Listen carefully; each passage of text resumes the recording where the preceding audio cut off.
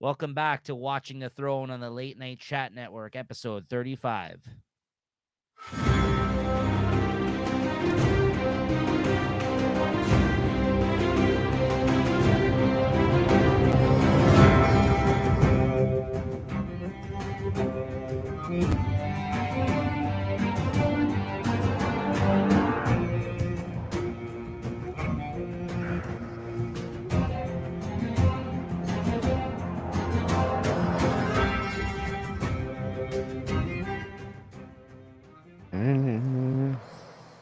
Hey, welcome back, everybody. What's going on, Jay? What's up, ladies and gentlemen? Nico, I'm good. I'm good. How and are all you? the other things that are out there watching us. Bots, Russian Whatever. Russian porn bots, all you Yeah. guys out there. Welcome. And Wenches and fucking whores and all that stuff that come along with it, with this show. welcome back, everybody. I'm your host, Nico, of course, Meister Stats, and you got or Meister Stats, and then you got Sir JT over here. Just Coming back straight back from surgery. another episode of Watching the Throne here for you guys. And if this is your first time checking the show out, this is our Game of Thrones kind of like review overview. We're kind of watching all the episodes. I'm rewatching it for the first time ever. JT has never seen the show previous to this. We have this YouTube channel, so we figured, what the hell, this might be a good show to start. Get What get the hell? get JT to actually watch the show once and for all, since he got interested in the show from House of the Dragon. And then he's like, I never seen Game of Thrones. So, we figured let's go Let's not back. get started on what I've never seen, okay? Because you're gonna get mad at me. Have all the shows I tell you that I haven't watched that I start watching, and you say, "What the hell? I told you to watch that." Yeah, exactly. So let's not get into that here today. But you're watching this. You've committed thousands of hours to doing this show, however many hours are going to be putting into this thing by the time. Pens and notepads. Yeah. So, that's a good enough commitment for me. So yeah, welcome back, everybody. Make sure you like and subscribe, and you check out the playlist if you're new to the show or the channel. Make sure to check out all of our great content here. And yeah, episode 35, we're just chugging along here. We're in the middle of season 4. We do have a guest coming at the end of this season.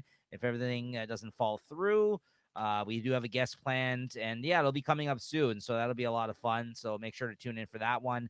I think he'll be joining us for episode 9 and 10 as picked by him to come and, as was some of his favorite episodes from the show. So that'll be really interesting. A You super fan, know, by the way, I should mention.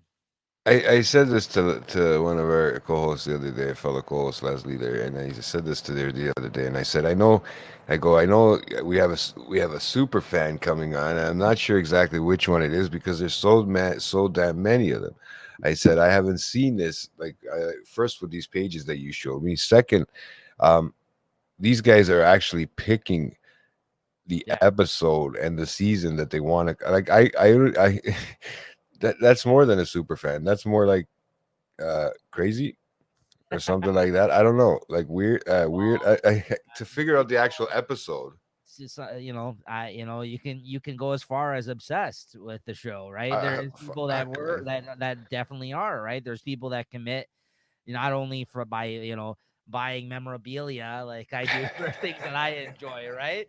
But also, let's go as far as, like you said, like watching the show several times, researching the stuff, getting into the whole shit online, the back and forth, researching these things, learning about stuff, reading the books, basically, becoming part of this world, right? So like, Fuck. yeah, so it is a rich world, and it is a great world building that's done in this, and there is a lot of characters, and there's a lot to focus on and a lot to learn about. So I understand why people get, especially when it comes to the fantasy genre and stuff like this, get so invested in these things. I understand. I do get it. I really hate watching it just once right now and having to do notes because I feel like I'm missing out on so much that I'm watching on. Even though I'm writing down so much too, I feel like I'm missing out on little things like Yeah, subtle hints and subtle things that are thrown out at certain episodes and key points of the show. yeah. I feel like that. Like the other day, even sometimes trying to rush. I'm trying to write now without looking on the paper because without going on an angle, right?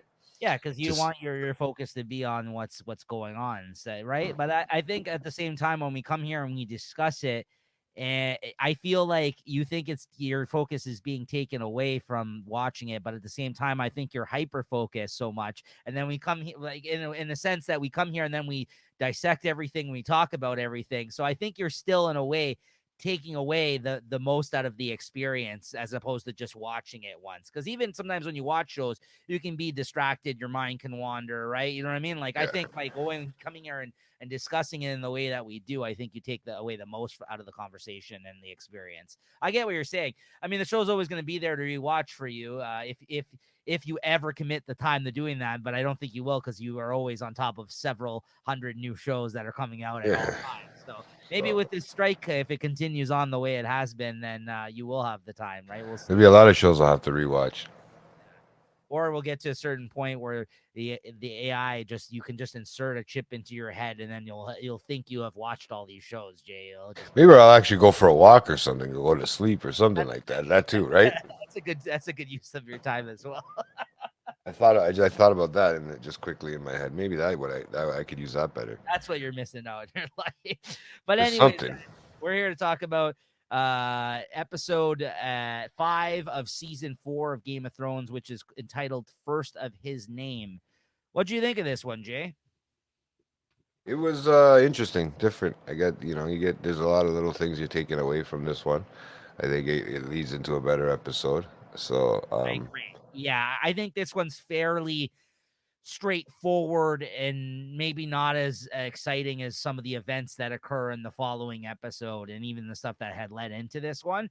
This is kind of not much in to take in. Like, yeah, I don't think this is a bad episode by any means. no, I don't by think far. we've truly seen a bad one. I would argue the first season was pretty slow to get into things, obviously. And I then mean, you're gonna have that too in yeah, different series, right? You're gonna have a slow season here and there, especially if it's going 10 seasons or whatever, 9 seasons, yeah, right? yeah. So that's what I mean. But that's not to say it was bad. But yeah, this episode wasn't bad. But I think No. in comparison, I agree with Jay. That was the comment I was gonna make is that I think the next episode's better. But this one is a pretty straightforward one, this episode. And yeah, but let's get into it without further ado. And also, guys, we've added a new segment to the show that I feel like we've perfected somewhat now, as long as JT can actually read the lines. We tried it out. We tried it out on Thanks, bro. the last few episodes moving into season 4. I've been kind of changing my approach and not only the way I compile the notes and discuss the stuff that happens in the episode. And let me know, guys, if I feel like I'm getting better at it now that I've changed up the approach a bit. But let us know in the comments. But now we've also, we instead of just kind of like mentioning certain quotes, although there will be quotes we talk about as well along the way, I'm sure.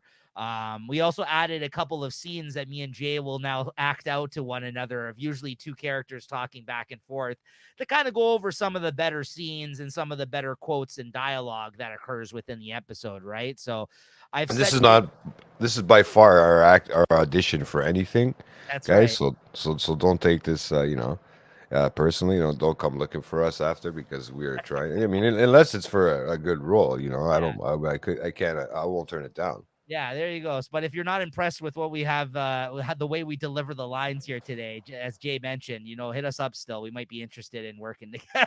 I'm working my voice. My voice. I'm trying for that Will Arnett voice. You know what I mean? Oh, very nice. I Yeah. got to try more and more. I'm working on Lego more and more Batman. cigarettes a pack. Yeah. Yeah, you can be Lego Batman. But yeah, so let's get into it. But yeah, you'll notice throughout it there we'll take a moment to do a couple of the scenes together, me and Jay, of some of the good dialogue between characters. We got some good ones here today. And I think the last couple of episodes, if you guys have seen that, Jay was a little out of sorts. I didn't really set him up for success. I kind of just threw it his way and said, look up these lines. So I sent him all the notes this time, so we're all on the same page today, and I think we're gonna be a little bit better at directing that part of the show here this time around. So bear with us. All right. So It's first the scene, acting part. That's the yeah, greatest. first scene of the episode. Tommen is crowned king of the Seven Kingdoms. in this scene. You got a little bit of Marjorie eye fucking him from across the way, while Cersei basically Dirty steps bitch. directly in her line of contact when she's doing this, kind of gazing upon him as he's getting the crown put on him, right? Yeah. Still trying to get in his head, cock tease him a little bit, I feel like, because she is going to be have the opportunity to be wed to him next and kind of become queen as a result, right? So so that's going on, and Cersei kind of steps in her line of view, and then she makes her way across to where she's standing after they after they kind of crown him as king and during this celebration there. And she fully admits in this scene that it would have been a nightmare for her with Joffrey if she actually if he didn't actually drop dead after their wedding, right? And which was kind of surprising. And And I don't trust her. I don't believe that anything she yeah. says in this is truthful. Well, Marjorie throughout the Is whole good. thing looks a little wary of the situation. You know what I mean? She's kind of like giving her the side eye too. Like, I don't know, like if this woman's on the level about this or not. You know what I mean? So, but Yeah, she's he goes like, I came to her like this before. What's going on? right. She seems to try to open up to her a little bit, and she actually has a moment where she does truly seem optimistic that Tommen will be a good king, and that finally have a good king for once, because she's like, think of all the horrible fucking kings that we've been subjected to over the years. And even if you've seen what has happened in this show between her ex-husband and Joffrey, and obviously you hear about the Targaryen reign and everything else, they've had some bad kings. Right? Yeah, Right? there hasn't been any good ones so No, far. that So I we've haven't, heard not about. that we've seen Right. or So that have lived past the second season. Cersei makes what appears to be a peaceful gesture towards Marjorie, who remains wary, as I just mentioned. Okay, so here we go. We're gonna do a scene for you guys right off the top here, because there's some great dialogue. Cersei actually, I think, has 2 or the 3 scenes that we've got to here today, because she has some great scenes in this episode. I will say, I think this was her episode, quite frankly, because she's kind of working her way around all of King's Landing in this episode, trying to, get in people's heads. It seems like this episode and next, because of the upcoming trial of Tyrion, right? So it's some interesting stuff going on. But do you want to play Cersei or Marjorie, Jay? I don't know. I don't know who I'm feeling more of. Cersei, if I'm feeling naughty, or if I'm feeling naughtier. Like, I don't know. They're both hard They're both hard roles to play. I don't know. Who should I There. play? You play Cersei on this one. She's got more lines. So Oh, Cersei. okay. Let's just throw them out to the Yeah, wolves. yeah. I'll take her He on the next one. Go ahead. he sits there like he's born.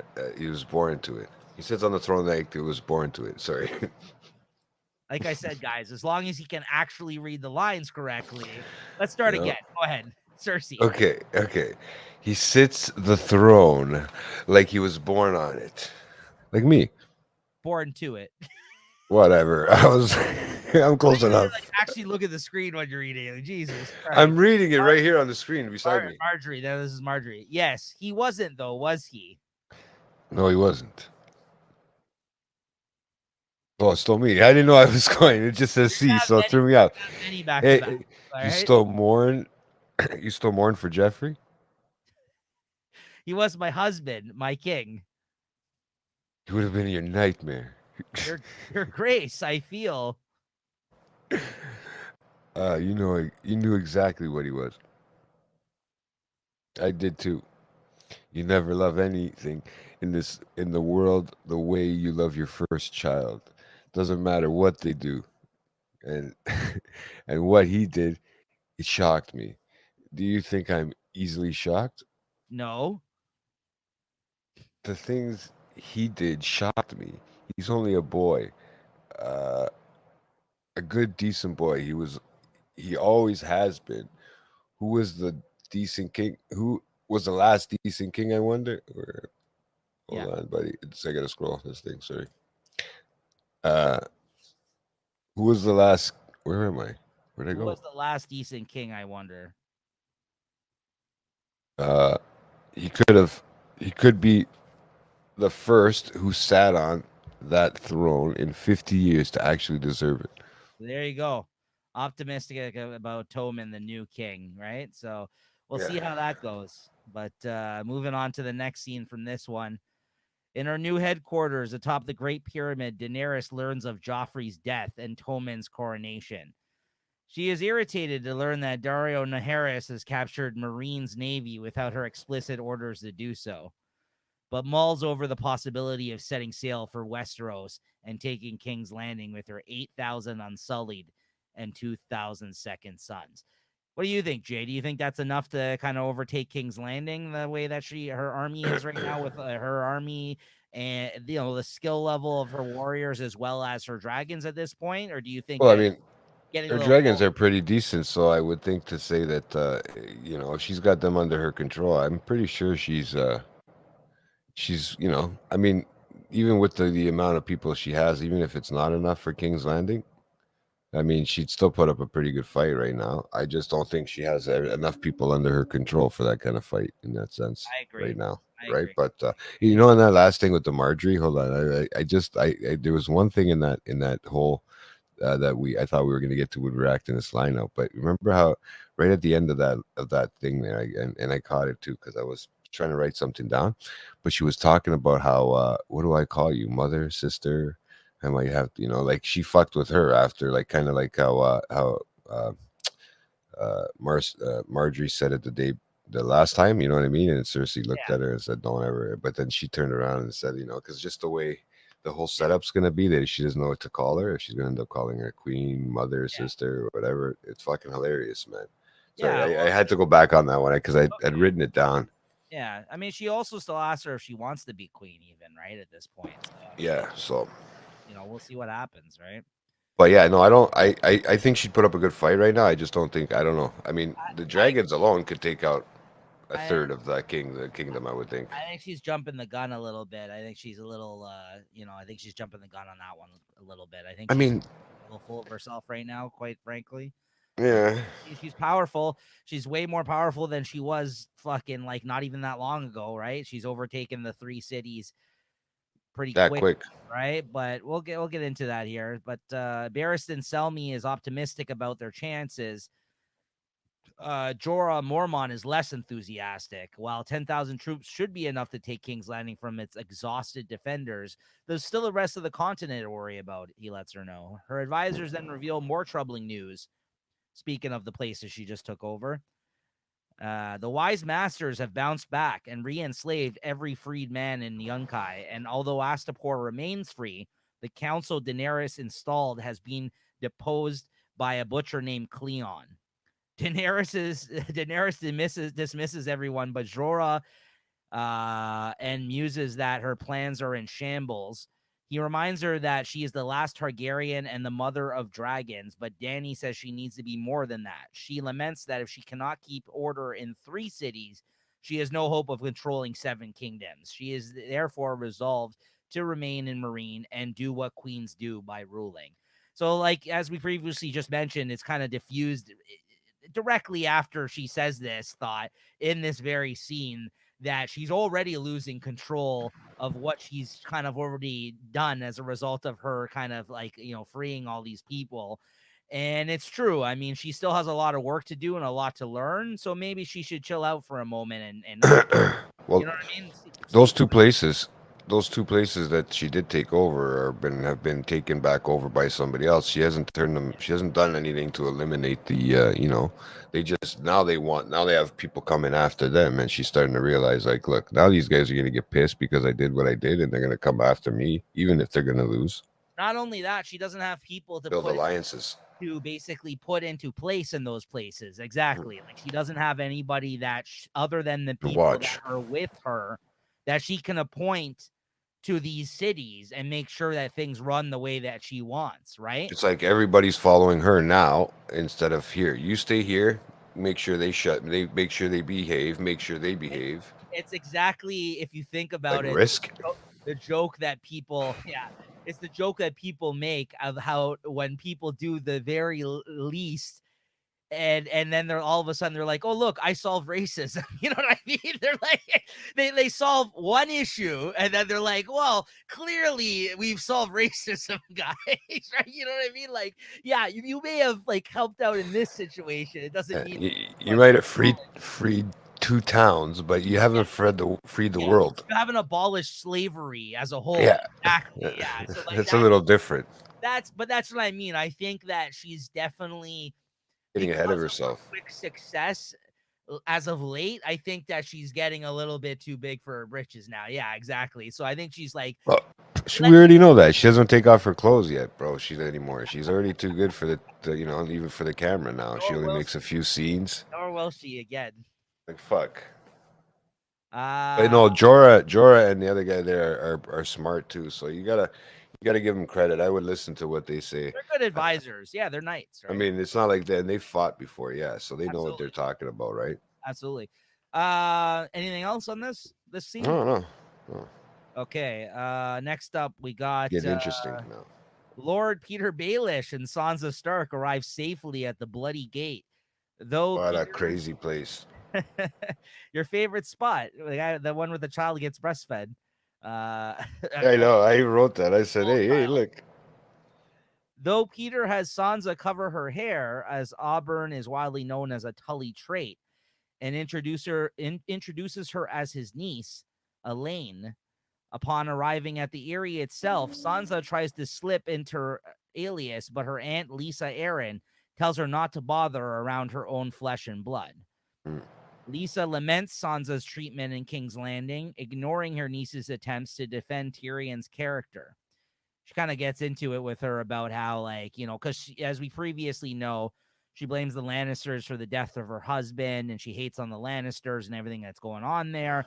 And Tyrion was her prisoner previously, and that's how Bronn became his champion and actually let him out of there, if you guys recall. And yeah, that's why she has history of that. So when she hears that she was married to Tyrion, she goes on a rant about how, he's a disgusting beast and all this other shit, and talk shit about him. And Bro, she's not the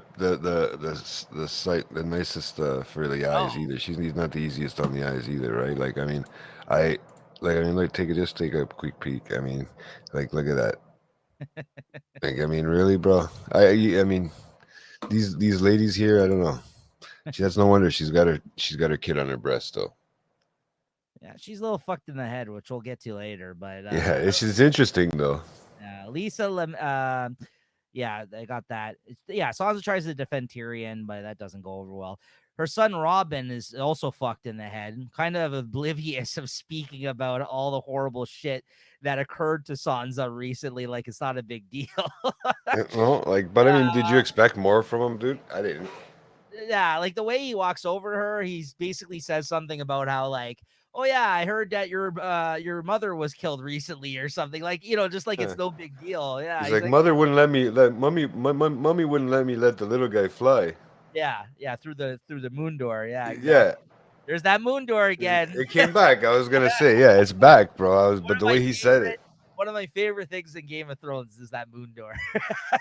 I'm starting to have a feeling we're never gonna know what the fuck that is, bro, because it didn't look. They're on top of a cliff. We've seen this already. We've seen that part, yes, yeah. But this is just sitting there by itself, way up there. I feel like I want to know the architect who designed this fucking building back then, right? Because we can't even get buildings like that nowadays.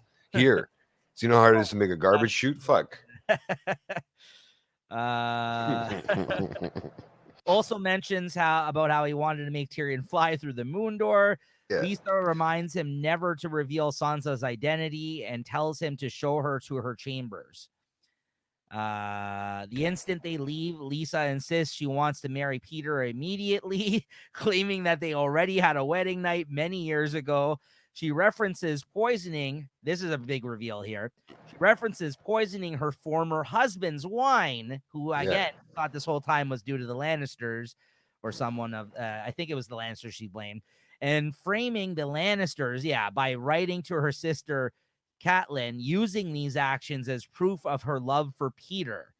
So Baelish has been fucking around for a while here, it seems. He's into the women, man. He's loving it, bro. I don't know if it's so much the women, but it's the power here. But sometimes of convenience, as you can tell, because he's trying to fucking not rush things with this woman, but she fucking. He's the pimp, bro. We've come up with that since day one. He is the pimp of the time. That's right. He knows what he's doing. So she's all over him in this scene. He's like, yeah, okay, calm down, you know. Easy, yeah. And He's all of a pushing sudden, her face down. all of a sudden, she starts revealing all this shit, like speaking all this shit that they planned all this time. So he starts making out with her to shut her mouth. And then Peter is unable to deter her, particularly when Lisa reveals that a septon and witnesses have been waiting outside the main door. After he agrees to wed her, like, because she's like ranting and raving about all this shit. All of a sudden they run in. Yeah, she opens the fucking doors, and all these people are waiting there to marry them. She is not wasted. She's not fucking around again with this guy. And Baelish is like, shit, you know. Fuck. Now what am I gonna do? Yeah. A delighted Lisa declares that she will scream so loudly that night that they will be able to hear her across the narrow sea. Later that night, an exasperated Sansa attempts to sleep as Lisa tries to fulfill that promise, and you can hear them bang. So they are married now, I guess. I mean, it didn't really go. It didn't say anything the rest of the episode about it, but I mean, all you did is it alluded to it because of the screams, right? It was a great way to put the scene. I think the scene ended great because I really didn't care to see her naked. But yeah, when you can hear her howling and screaming through the fucking, and then Sansa, I was like, oh man, he didn't marry her, did he? But as a result, he's really into the game. As a result, though, now he is Lord.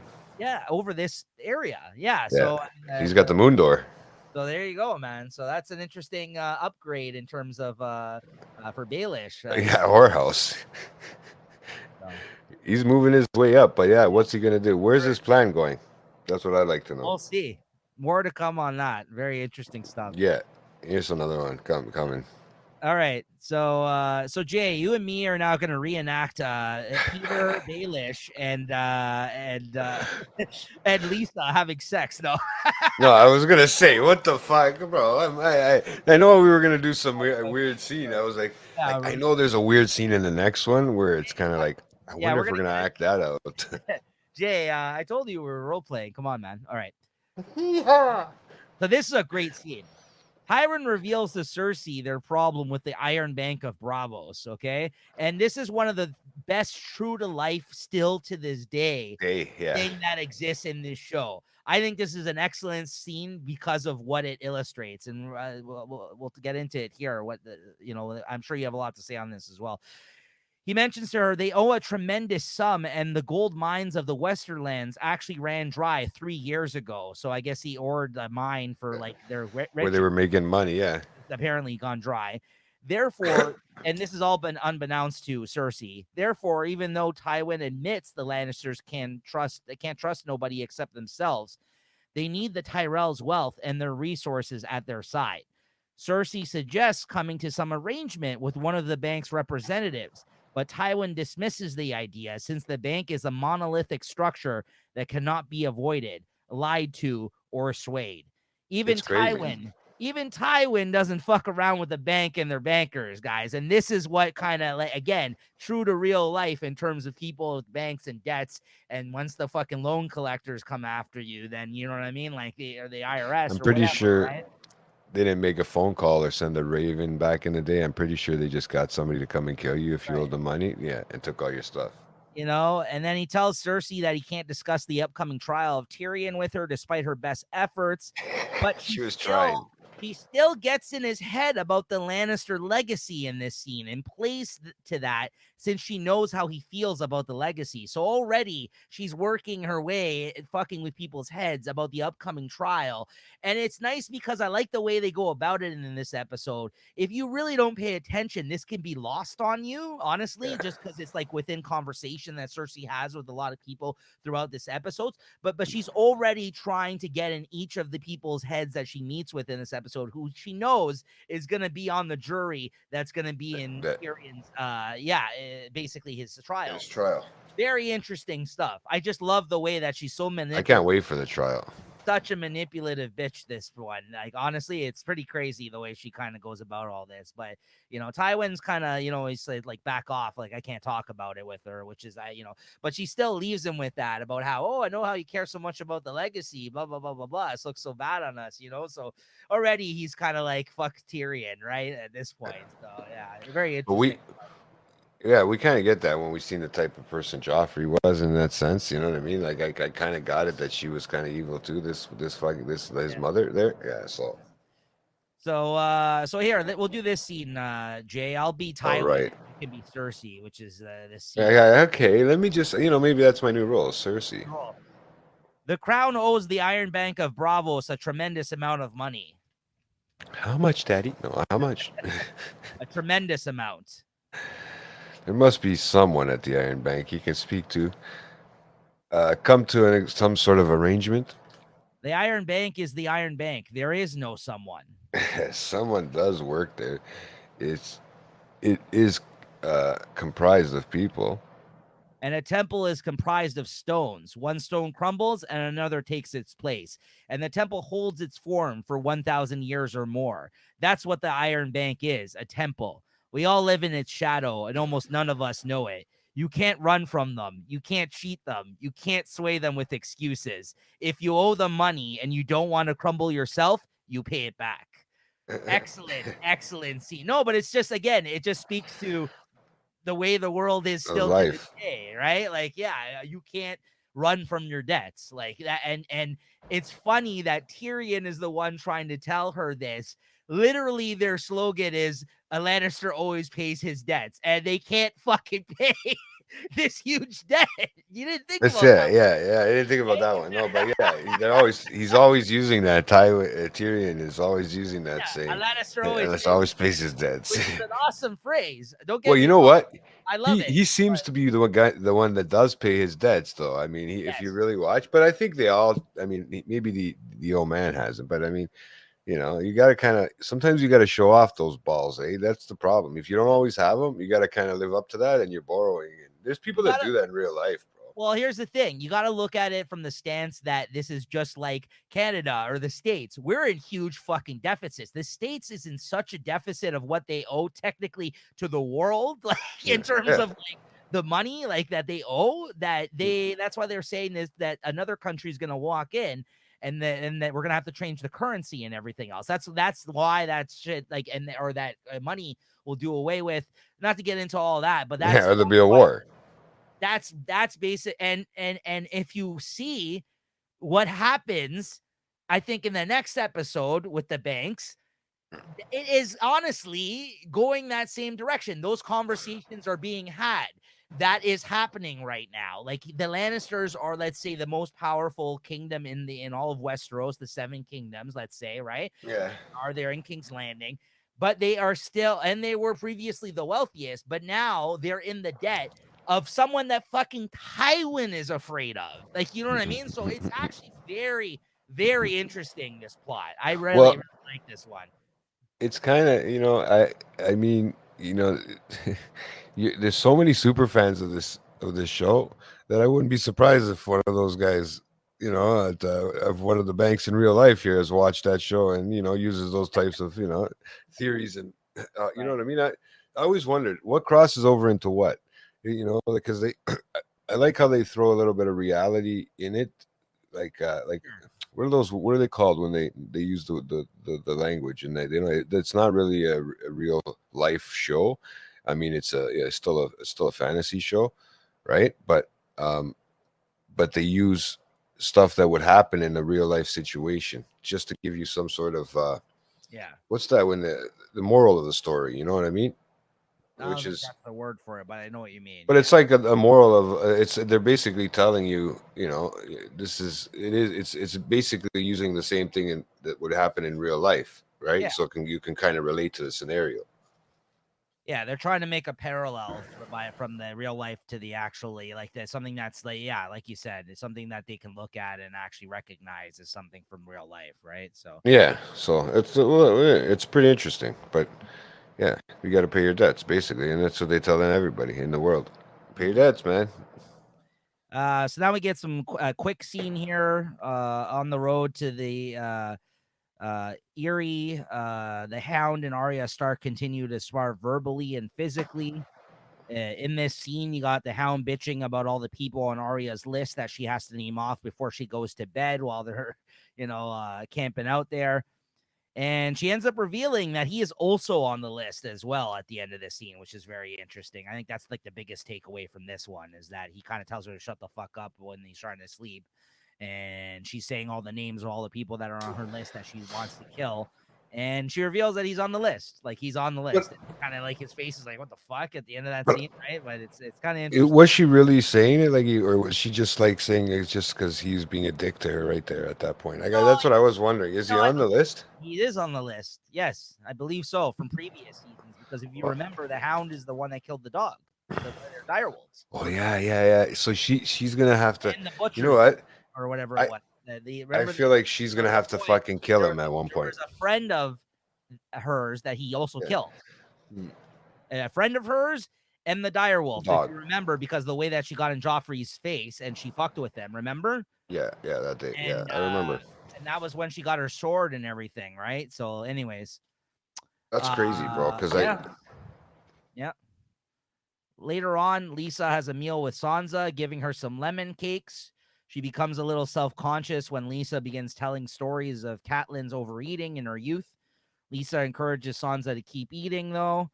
She mentions that Peter had 3 crates of lemons brought from the Crownlands just for Sansa's cakes. And then this is where she starts going off the deep end once again. Another exhibit of how this woman's fucking crazy. Not a little touched in the head, let's say. A little bit.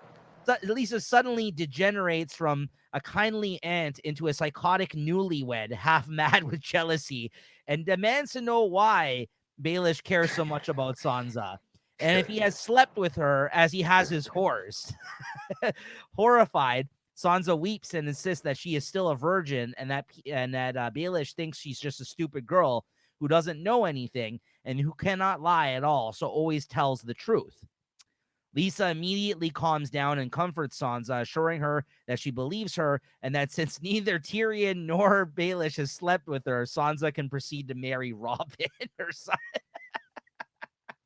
Which is, that's some fucking crossbreeding shit right there. I mean, that's her cousin, right? They're cousins, right? That's what I thought. And not as bad, I guess, as... Well, he's going to have a titty to suck on now all the time. Listen, it's not as bad as anything that happens in the South, right? Bada boom.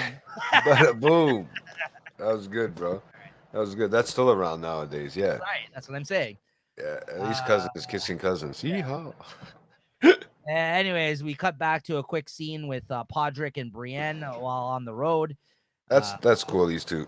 Yeah, Podrick proves to be a hindrance to Brienne. She questions his abilities as a squire, and he has problems with his horse in this scene. That's what she said. We'll be back to them soon, though, as we go back to Arya and the Hound. Again, these are all very quick scenes at this point. Yeah. Kind of like 2 minutes apiece almost. The Hound literally write everything down.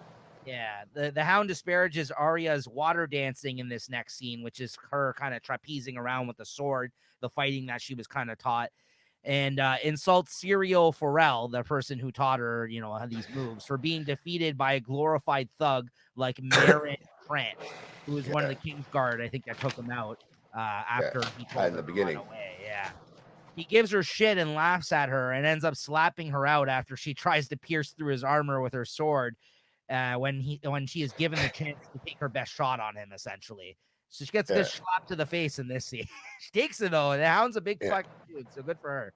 You know? She tried. I mean, it's funny because she couldn't even pierce the armor. She got no power. Like she the poke, and the fucking guy looks down at his armor. He's like, slap. He's like, really? Like, get the fuck out of here. Yeah. That's when you could slap your kids and everything back in the day, man. Fuck. And then we cut to a scene with Cersei and your boy Prince Oberyn, and this is where I love this guy, bro. I love this guy. The more and more you see him, he has some good stuff. Yeah. Oh, he's getting better and better every time. Absolutely. I see him, bro. She hasn't seen her daughter Myrcella in over a year. She mentions to him, and she asks Oberyn to take her daughter a ship.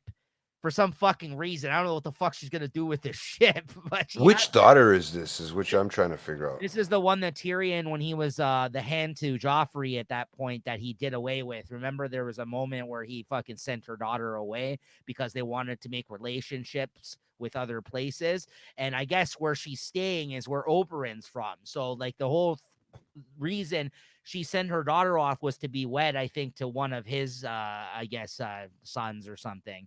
Okay. You know what I mean? Like, I guess somebody, if it's not To his, be then safe. yeah, if it's not his son, it's somebody, I guess, that lives where he's from, and they kind of were trying to make, I believe, trying to get good with other folks at this time because Mhm. remember, this is before the Blackwater, I think, when he sent her away. Like, and so Yeah. I think they were trying to get other people to help them out at that time. So I think that's when he sent her daughter off. And We've we never really seen his people, have we? Yet we Oberyn? were just. No. Oh, we've only seen the ones that were in his bed, right? Like those Yeah. were the only Well, ones so those aren't far. even his. The woman that Is came with his them is part is of his his group. sister? And he also has a group of people on like a little You remember they had like a bunch of Yeah. people like come into King's Landing on like a caravan or something Okay. like that. Okay. So I haven't missed him yet. Yeah. Okay. No, Good. no, no. Because I feel like they're a bunch of cool dudes and ladies and dudes. And, who Yeah, knows? we haven't really seen that much representation from that part of the world. No, I don't think so. Not as of yet. Where was I here? So seems that she's, trying to get inside his head in this scene as well prior to the Tyrion trial about how he lost his sister and that she had lost her son.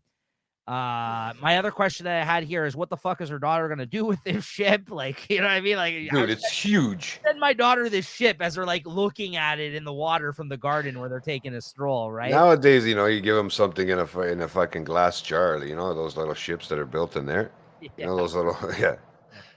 Oberyn also mentions in this scene that he has 8 daughters, one which is named after Wow. his dead sister, the one that he thinks the Lannisters are responsible for, or I guess the Mountain was responsible for killing while taking their garden stroll. All right, so here you go, bro. Since you're such a fan of Oberyn, I'm going to give you his lines, but deliver these the best you have all night and read them correctly. All right, there we go. No, well, yeah, you really put me on the spot right now. There's a word or whatever that's different and you're just paraphrasing, that's fine, Jay, as long as you get the point across. But if don't fucking Yeah, miss. when I throw in a word like sort in the sense, like Yeah, I don't sometimes I care. do that. I don't care as Yeah. long as it makes sense. Okay, there we go. I'm Cersei in this scene. This is Cersei and Okay, seriously. this is Cersei and Oberyn in the scene talking as they're taking a stroll through the garden. Okay, this is where she's trying to get in his head. The gods love their stupid jokes, don't they? Which joke is that? You're a Prince of Dorne, a legendary fighter, a brilliant man feared throughout Westeros, but you could not save your sister. I'm a Lannister, queen for 19 years, daughter of the most powerful man alive, but I could not save my son. What good is power if you cannot protect the ones you love? We can avenge them. Yes, we can avenge them. You really believe Tyrion murdered your son? I know he did. And scene. You like that, bro? There we go. Yeah, there you go. Let us know, guys, if you like this segment. I think it's working out better now. We're auditioning for our new roles as voiceovers. Yeah. It's just fun to kind of break up the conversation with you, I think. So there we go. So Podrick, back to him. In this scene, he accidentally sets fire to a rabbit that they were cooking. Brienne tries to get rid of Podrick by releasing him from the vow he swore on her as squire, but to no avail. They are bound for Castle Black, where Brienne believes Sansa may have taken refuge with her half-brother Jon Snow. Brienne questions Podrick about his duties as squire to Tyrion. He tells her his job was mostly pouring wine alongside other menial tasks. Brienne then asks if Podrick did anything related to combat. Podrick reveals how he killed Sir Mandon Moore of the Kingsguard by shoving a spear through his head when he tried to kill Tyrion during the Battle of the Blackwater. Brienne then grants Podrick a bit of respect and allows him to help her remove her armor after she hears this. It's funny because he's like, I mostly poured wine. Yeah, and then she's kind of like, because up to this point, he seems like a bumbling idiot, which he kind of is at times. And she's kind of like, well, this guy's useless. And then, just kind of throwing it out there, not expecting him to answer with the fact that he actually killed somebody. She's like, yeah, well, have you even seen combat? And he's just like, yeah, I have. And I killed a man. And she's like, oh, really? And like, when she learns this, she kind of looks at him a little differently as she's kind of struggling with her armor. Cause she's like, I can fucking do this. Get out of here to him. Cause he doesn't know what he's doing. She's like, yeah. And then she's like, okay, come. Maybe he does. Yeah. Let's show him. she's trying to give him a chance. He's willing to learn. Yeah, he's kind of, it showed that he was willing to learn because he did actually go into war in that Not sense, right? right, which means a lot. And not only that, Yeah. I think that by saying this to Shows her, loyalty. she's like, well, she was trying to see what Tyrion saw in him this whole time. You know what I mean? Like, she's like, Which well, is loyalty. That's the thing. Loyalty goes a long way, even if you're absolutely, not blood, bro. absolutely. And I think that these two are great companions in this situation because people don't give her the time of day either because she's a woman, right? But So, she's like, I very think that loyal. they can actually learn a lot from each other, these two, I think, because like she actually is a great knight, right? And she is loyal, like you said. She's the oath They keeper, both right? are, yeah. They both are. They're both, and that's why I mean, them together. They kind of fill in the pieces that each are missing in a sense. But he never, he never brought up that he was good in the sack, right? He never said that the ladies love him, right? He forgot to bring that part up, eh? Yeah. He was Well, afraid he was gonna get his bones jumped from her, man. her heart is with someone else, though, Jay. As you know, she's in love with Oh, Jay. I know, but I mean, apparently, Podrick's the man, though. Yeah, that's true. He knows how to throw it, right? Apparently, I mean, we've heard this from That's what the season horse one, said. right? Yeah. Yeah, that's the only time we've ever heard it. Now we're still waiting to hear if it's confirmed. Let's confirm it now. As sad as I am to see Podrick not with Tyrion now. This is like these are two good characters to be together. I think for right now, it's good. I like For the sure, yeah. dynamic between these two. And then in the next scene here, It's leading us into interesting the too. big conclusion of the episode here, we spend the rest of the time over, with the guys with the Night's Watch here, over at Craster's Keep. Locke scouts the keep for the party of the Night's Watch sent to eliminate the traitors holed up there. Locke finds out the hut where Bran Stark, Jojen, Mira, and Hodor are being held captive. And then he reports back to Jon Snow and the others. Locke tells him that only 11 traitors are present and most of them are drunk and won't prove much of a threat, which he lies about.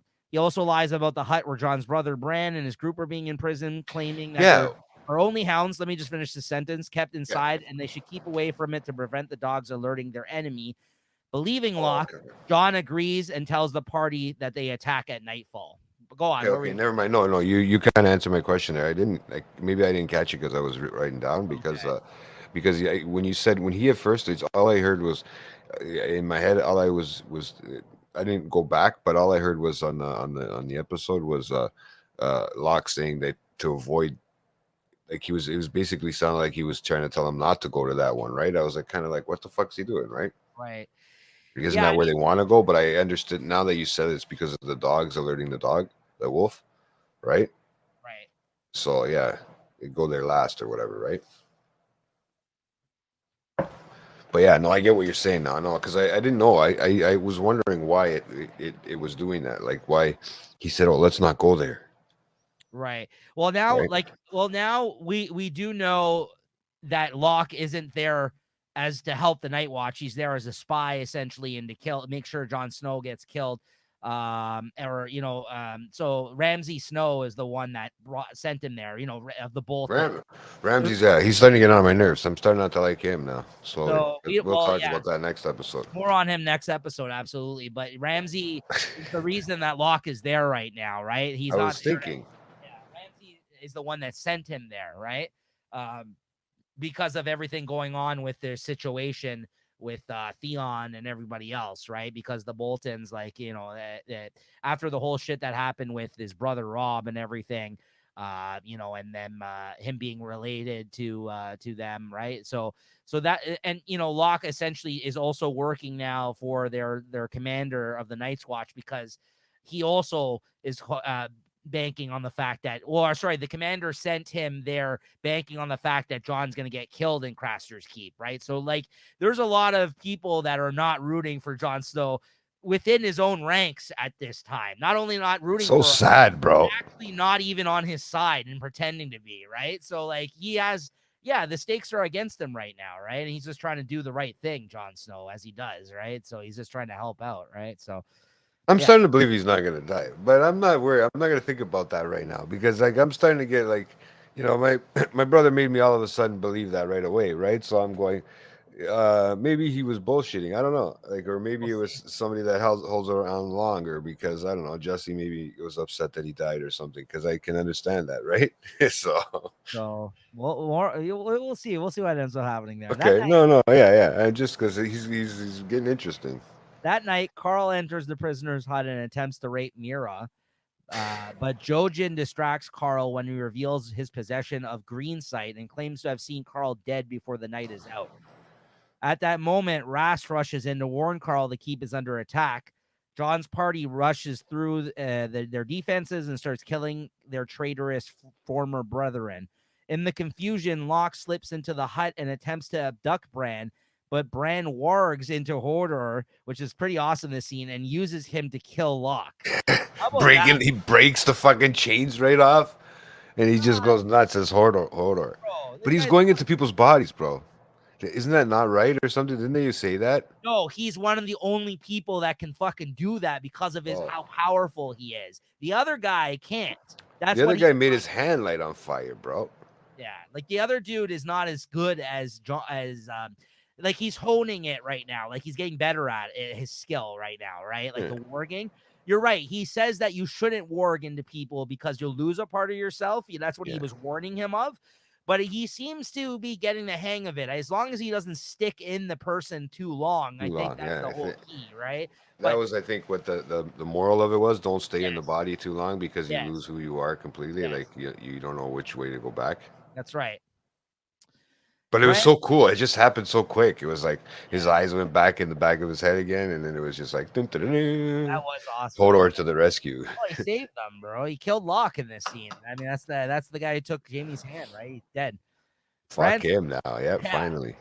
Bran spot and pretty much put a stop to the Boltons' move, right? Because they kind of that's who they sent Locke out there, right? Basically knocked the pawn over. Yeah. Bran spots John in the fighting and wants to go to him.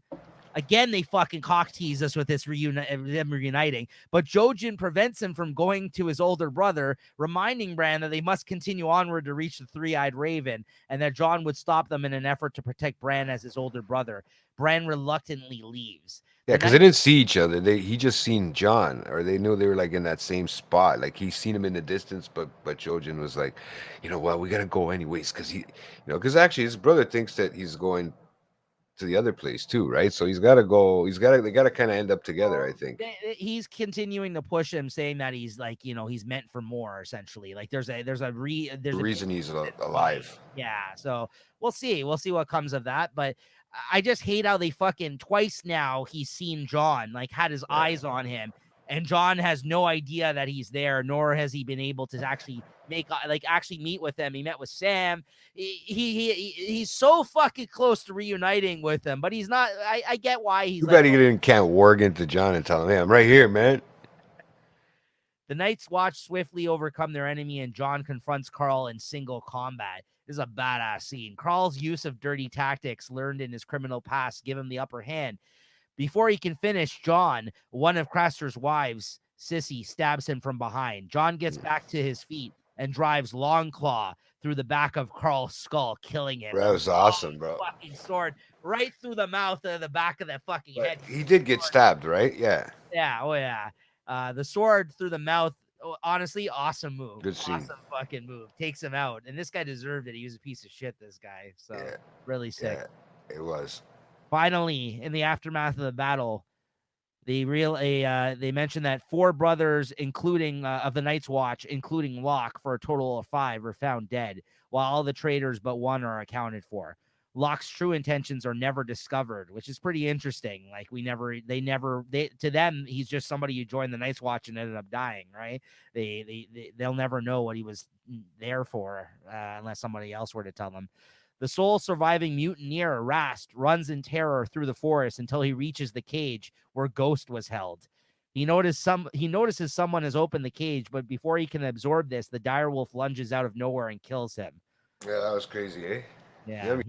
Again, I'm glad he got his. There's a bunch of them here that deserved it.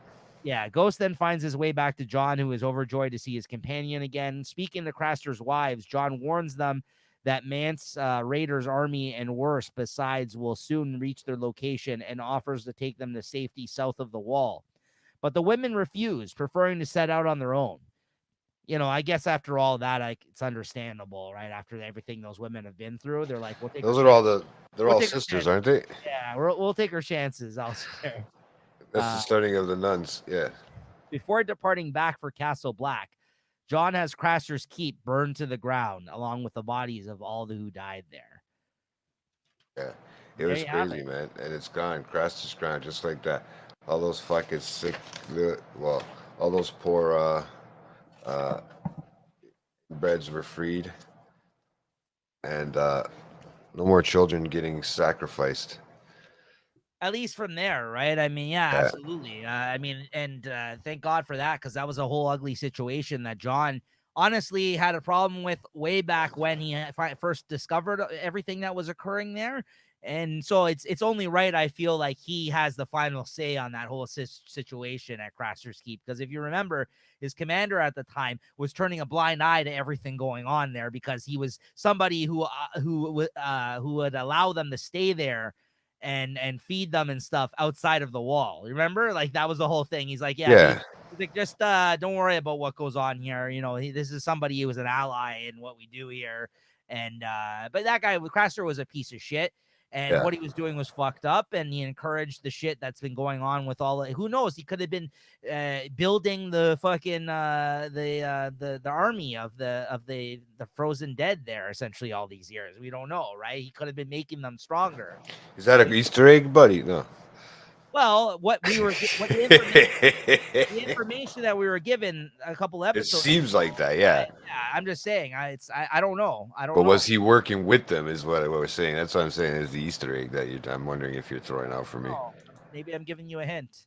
You are that type of guy. You are, a comic book, Marvel, and all that, Easter egg sort of thing. Yeah. So we don't know. Who knows?